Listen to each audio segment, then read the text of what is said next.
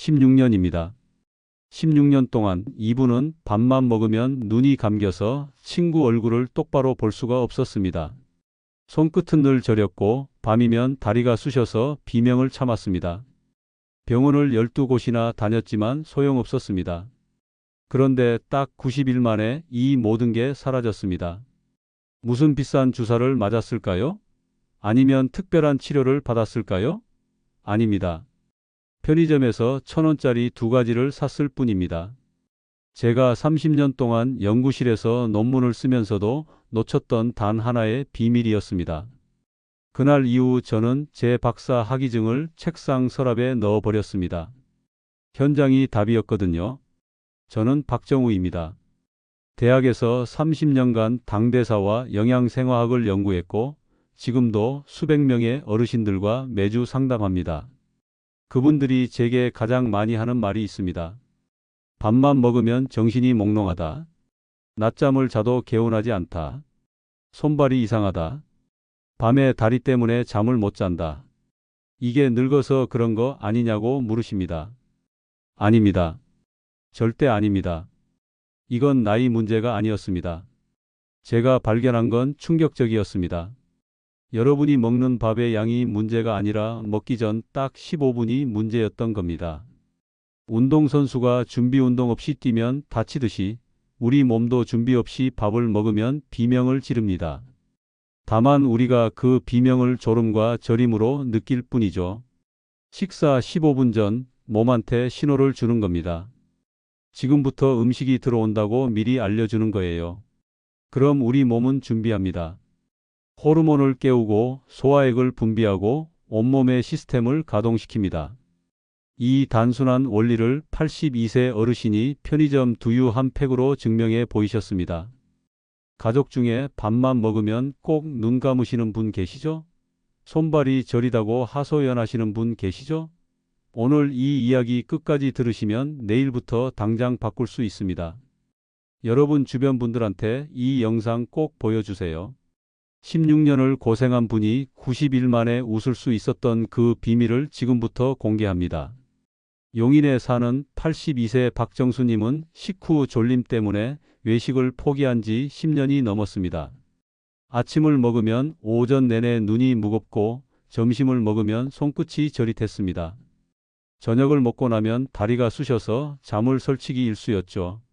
무엇을 먹어도 불안하고 친구들과의 약속은 늘 미뤄졌습니다. 그렇게 16년을 버텨오셨습니다. 그런데 어느 날 편의점에서 무심코 집은 무가당 두유 한 팩이 인생을 바꿨습니다. 사실 그날도 점심 약속이 있었는데 막상 식당 앞에서 불안하셨대요. 그래서 근처 편의점에 들러 시간을 끌려고 두유를 샀고 천천히 마시고 나서야 식당에 들어가셨습니다. 점심 15분 전에 두유를 천천히 마시고 밥을 먹었는데 그날은 이상하게 졸리지 않았다고 하셨죠. 처음엔 그냥 우연이라고 생각하셨대요. 하지만 그 다음 날 그리고 사흘째 되는 날 확실히 달랐습니다. 손발 저림이 줄고 밤에 다리 통증도 덜했습니다.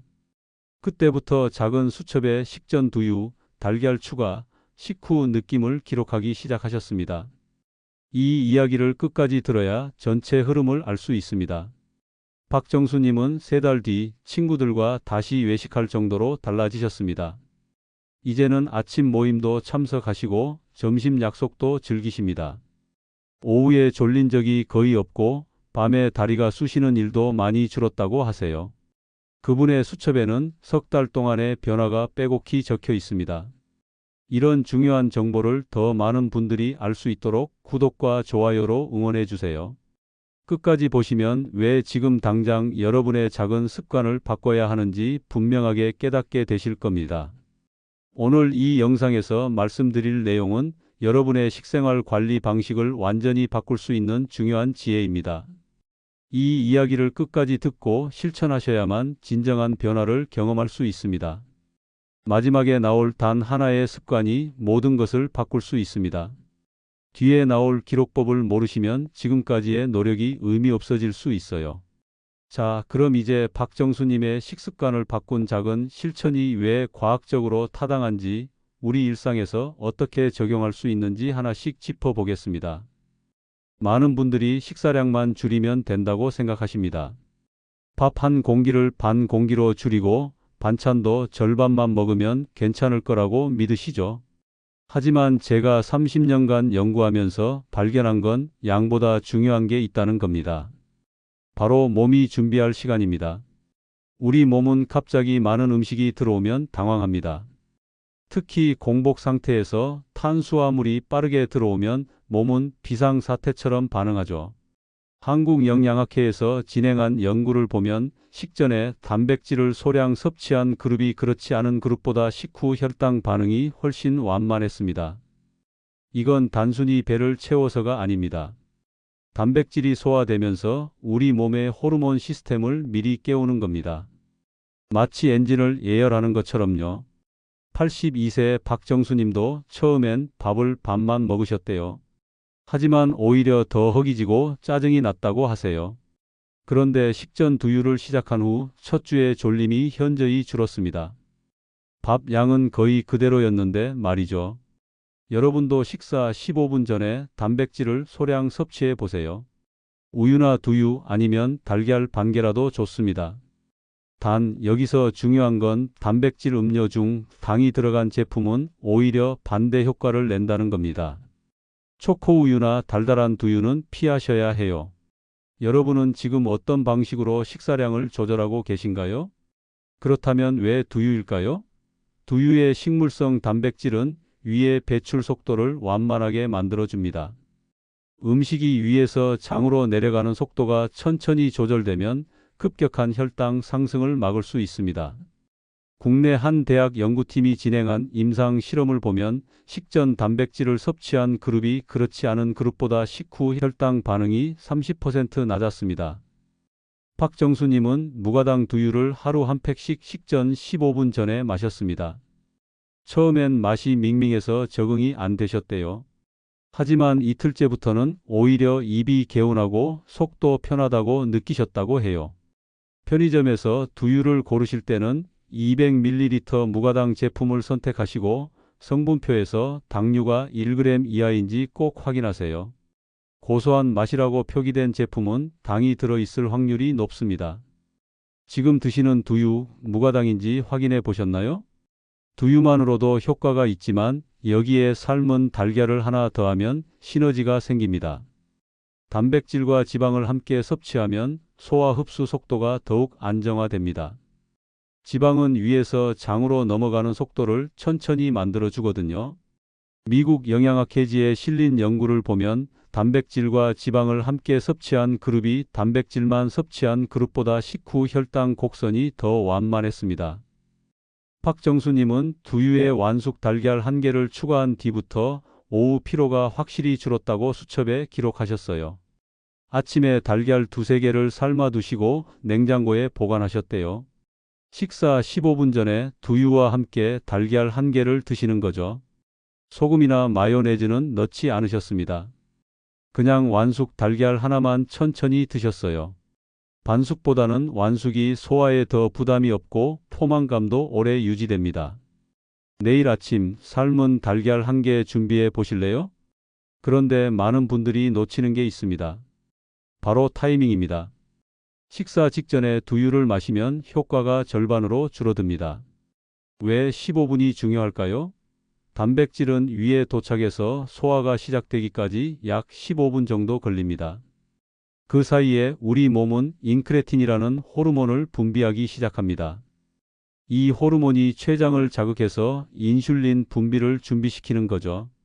한국식품영양과학회 연구에 따르면 식전 15분에 단백질을 섭취한 그룹이 식전 5분에 섭취한 그룹보다 인크레틴 반응이 더 활발했습니다. 박정수님도 처음엔 식사 5분 전에 두유를 마셨는데 효과가 미미하다고 느끼셨대요. 하지만 15분 전으로 바꾼 뒤부터는 눈이 훨씬 맑아지고 집중력도 좋아졌다고 하세요. 점심이 12시라면 11시 45분에 알람을 설정하세요. 그 시간에 두유 한 팩과 달걀 1개를 먹는 겁니다. 천천히 씹고 삼키세요. 급하게 먹으면 효과가 줄어듭니다. 식사 직전에 두유를 마시면 오히려 배가 불러서 밥을 제대로 못 드실 수도 있어요. 15분이라는 시간은 몸이 준비할 수 있는 최적의 간격입니다. 점심 전 15분 알람 설정해 두셨나요? 마지막으로 식사 속도입니다. 식전 루틴을 완벽하게 지켜도 밥을 빨리 먹으면 소용없습니다. 우리가 음식을 씹을 때 침 속의 소화효소가 탄수화물을 미리 분해하기 시작합니다. 충분히 씹지 않으면 이와 장에 부담이 가고 결국 급격한 혈당 상승으로 이어집니다. 한국식품영양학회 연구를 보면 천천히 먹은 그룹이 빨리 먹은 그룹보다 식후 혈당이 30% 낮았습니다. 박정수님은 한 숟가락에 15번 씹기 습관을 들이셨습니다. 처음엔 턱이 아프고 답답하셨대요. 하지만 일주일 정도 지나니까 자연스럽게 천천히 먹게 되셨고 오후 졸림이 확실히 줄었다고 해요. 젓가락을 자주 내려놓는 것도 좋은 방법입니다. 한 입 먹고 젓가락을 내려놓고 물 한 모금 마시면서 호흡을 조절하는 거죠. 하지만 여기서 주의할 점이 있습니다. 식전 루틴을 완벽하게 지켰다고 안심하고 과식하면 모든 게 무너집니다. 두유와 달걀로 몸을 준비시켰어도 한꺼번에 너무 많이 먹으면 소화 시스템이 감당을 못합니다. 적당한 양을 천천히 먹는 것, 이게 핵심입니다. 오늘 한 끼만이라도 천천히 씹는 연습 해보실래요? 지금까지 식전 15분 루틴의 과학적 원리를 살펴봤습니다.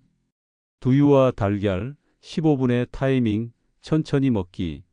이 세 가지만 지켜도 식후 졸림과 저림이 확실히 줄어듭니다.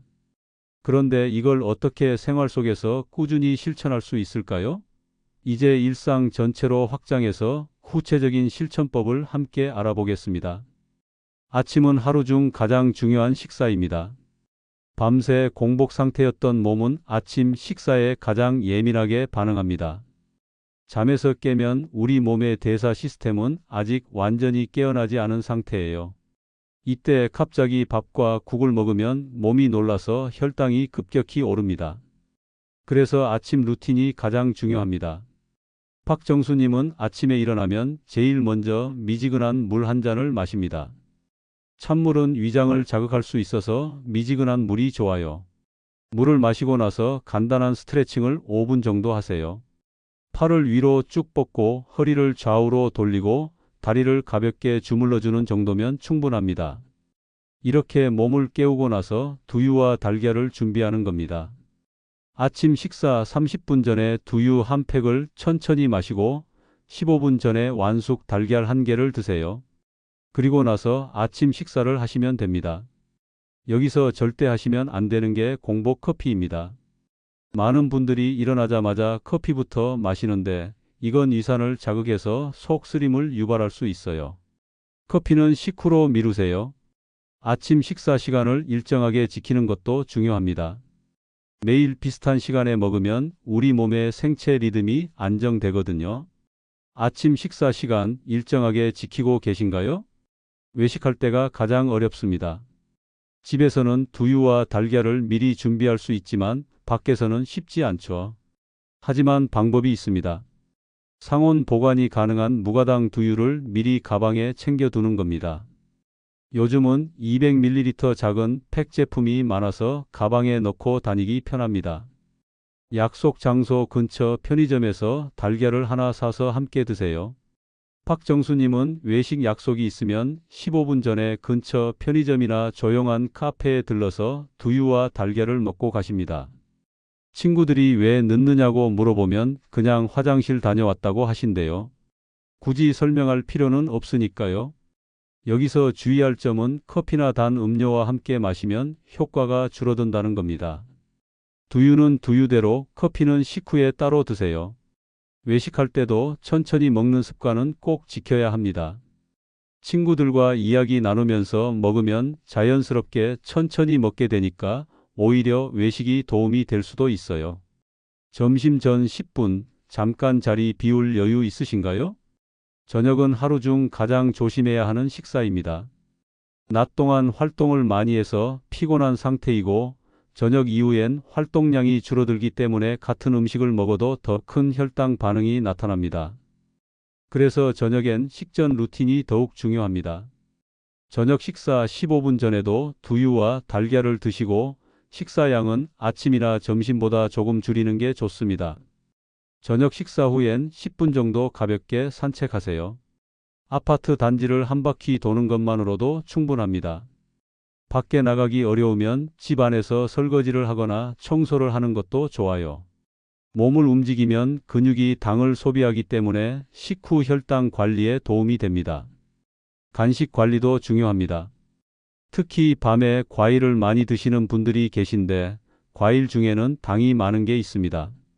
포도, 수박, 감, 바나나 같은 과일은 밤에 피하시는 게 좋아요.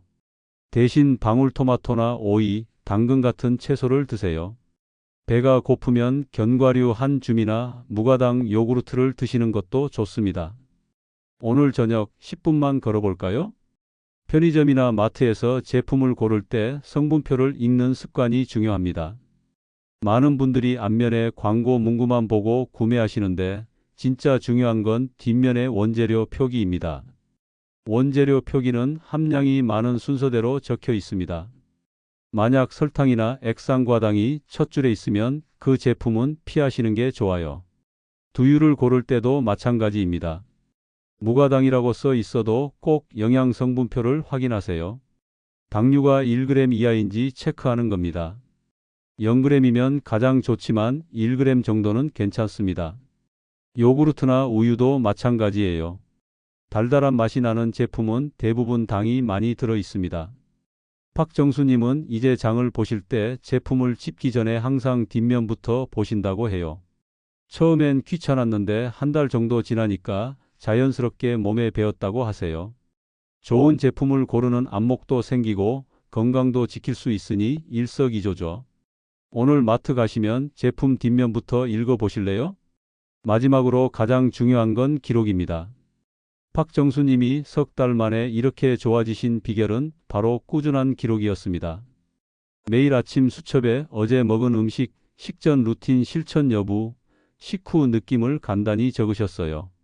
졸림은 별 5개 중 몇 개인지, 손발 저림은 있었는지 없었는지, 밤에 잘 잤는지 등을 기록하셨습니다. 기록을 하면 패턴이 보입니다. 어떤 음식을 먹었을 때 몸이 편했는지, 어떤 날 루틴을 빼먹었을 때 컨디션이 나빴는지 한눈에 들어옵니다. 복잡하게 적을 필요 없어요. 졸림, 손발 저림, 컨디션 이 세 가지만 별점으로 표시하면 됩니다. 별 5개면 아주 좋음, 별 1개면 아주 나쁨 이런 식으로요. 하루 빼먹었다고 포기하지 마세요. 박정수님도 처음 한 달은 절반만 지키셨대요. 친구 모임이 있거나 바쁜 날엔 루틴을 못 지키는 날도 있었습니다. 하지만 포기하지 않고 다시 시작하셨어요. 완벽을 추구하기보다는 꾸준함을 추구하는 게 중요합니다. 일주일에 5번만 지켜도 충분히 효과를 느낄 수 있습니다. 내일 첫 기록 별 몇 개로 시작하시겠어요? 지금까지 아침 루틴부터 외식 관리, 저녁 습관, 성분표 읽기, 기록의 힘까지 살펴봤습니다. 이 모든 게 어렵게 느껴질 수 있지만 하나씩 천천히 시작하면 됩니다. 내일은 아침 물 한 잔부터, 모레는 두유 한 팩부터, 일주일 뒤엔 기록까지. 이렇게 하나씩 추가하다 보면 어느새 습관이 되어 있을 겁니다. 이제 오늘 내용을 정리하며 마무리하겠습니다. 오늘 핵심은 어렵지 않습니다. 식사 15분 전, 무가당 두유 한 팩과 완숙 달걀 1개, 그리고 천천히 먹기. 이 세 가지만 지켜도 식후 졸림과 손발 저림이 확실히 완화됩니다. 30년간 수많은 어르신들을 만나면서 제가 깨달은 건 복잡한 이론보다 간단한 실천이 훨씬 강력하다는 겁니다. 잘못된 상식은 덜 먹으면 된다는 믿음이었습니다. 많은 분들이 식사량을 줄이는 데만 집중하셨죠. 하지만 올바른 관리는 먹는 순서와 타이밍을 바꾸는 겁니다. 같은 음식이라도 몸이 준비된 상태에서 먹으면 전혀 다르게 반응합니다. 준비 운동을 하고 달리기를 시작하면 부상이 적듯이 식전 루틴으로 몸을 준비시키면 급격한 혈당 반응을 막을 수 있습니다. 습관을 바꾸지 않으면 어떻게 될까요? 낮에는 졸리고 밤에는 다리가 쑤셔 뒤척이며 점점 외출이 두려워집니다. 친구들과의 약속을 피하게 되고 집에만 있게 되죠. 활동량이 줄면 근육도 약해지고 컨디션은 더 나빠집니다. 악순환의 시작입니다. 반대로 제대로 관리하면 어떻게 될까요? 식후에도 눈이 맑고 오후까지 활기가 이어집니다. 손발 저림이 줄어들고 밤에 숙면을 취할 수 있습니다. 하루가 여유로워지고 삶의 질이 완전히 달라집니다. 82세 박정수님처럼 다시 친구들과 외식을 즐길 수 있습니다. 여행도 갈 수 있고 손주들과 놀아줄 수 있는 에너지가 생깁니다. 오늘 당장 실천할 하나의 제안 드릴게요. 냉장고에 달걀 2개를 삶아두고 가방에 무가당 두유 한 팩을 넣어두세요. 내일 점심 전 15분 이 루틴을 시작하는 겁니다. 3번만 해보세요. 단 3번입니다. 첫째 날, 둘째 날, 셋째 날. 이 3번만 경험하면 몸이 달라지는 걸 느끼실 겁니다. 작은 수첩도 하나 준비하세요. 달력이나 메모장도 괜찮습니다. 식후 느낌을 별점으로 표시하는 겁니다. 졸림은 몇 점인지, 손발 저림은 있었는지, 컨디션은 어땠는지. 이렇게 일주일만 기록하면 패턴이 보입니다. 어떤 날 루틴을 지켰을 때 몸이 편했는지, 어떤 날 빼먹었을 때 힘들었는지 명확해집니다. 완벽을 추구하지 마세요. 하루 빼먹었다고 이틀 못 지켰다고 포기하지 마세요. 일주일에 5번만 지켜도 충분히 효과를 느낄 수 있습니다. 박정수님도 처음 한 달은 절반만 지키셨어요. 하지만 포기하지 않고 계속하셨고 석 달 뒤엔 완전히 다른 사람이 되셨습니다. 다음 영상에서는 3주 실천 기록표 예시와 외식용 루틴 정착법을 더 자세히 다룰 예정입니다. 계절별로 어떤 음식을 선택해야 하는지, 명절이나 가족 모임에서는 어떻게 대처해야 하는지, 여행 갈 때는 어떻게 준비해야 하는지까지 구체적으로 알려드릴게요. 실제 3주 동안의 기록 사례도 함께 보여드릴 겁니다. 여러분 생각은 어떠신가요? 오늘부터 식전 15분 루틴 함께 시작해 보실래요? 박정수님처럼 석 달 뒤엔 완전히 달라진 자신을 만날 수 있습니다. 외식도 즐기고 친구들과 약속도 잡고 여행도 갈 수 있는 에너지가 생길 겁니다. 손주들과 놀아줄 수 있는 체력도 돌아올 거예요. 댓글로 여러분의 변화를 들려주세요. 일주일 뒤, 한 달 뒤, 석 달 뒤 어떻게 달라지셨는지 꼭 공유해 주세요. 여러분의 경험이 다른 분들께 큰 힘이 됩니다. 함께 건강한 노년을 만들어가요. 오늘도 끝까지 들어주셔서 감사합니다.